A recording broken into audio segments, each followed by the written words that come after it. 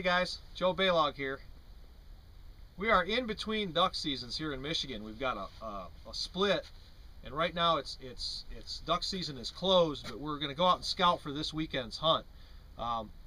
We're predicted to have some real cold weather, so our purpose today is to kind of scout some areas, determine what the water levels are, if we have any ice yet, where it is, and where the ice will be, and check the launch ramps, and just do some early scouting. There's a couple things, especially this time of year, when it's getting real cold. The water temperature is probably in the mid-30s right now. There's a couple things that you really need to keep in mind when it comes to safety. First is, whenever we scout and we're going in any water that's any deeper than waist deep, especially this time of year, I always wear some kind of a PFD. This is a Stearns inflatable PFD, and the reason I really like this is, number one, it's camo, and it stays out of your way, and you could leave it on all day and even though you have it on. You pull the cord to inflate it, and it's real nice and small, and this only inflates when you pull the cord. So if you throw it in your boat and it gets wet, it doesn't matter. As long as your pack is up to date and everything's good, all you got to do is pull the cord, and it could really save your life. So this is a great PFD to have in the boat. The second thing that you want to keep in mind, especially this time of year, I keep everything in a waterproof box in my boat, and one thing that I always carry is this VHF radio. Always have a VHF. You know, we're going out in the Great Lakes right now, and this is big water, and cell phones sometimes work.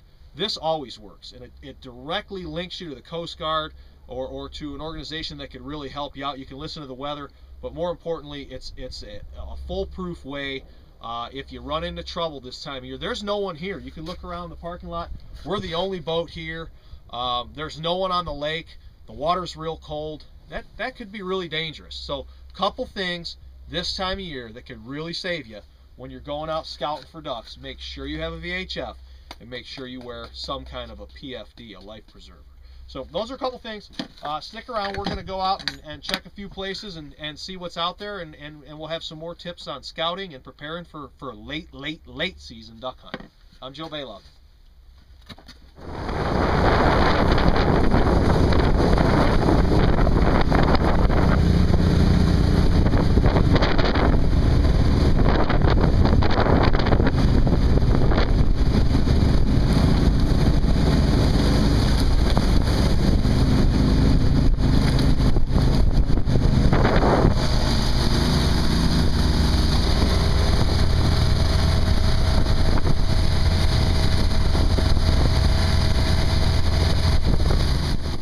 Hey guys, we're out here scouting for our late season duck spot.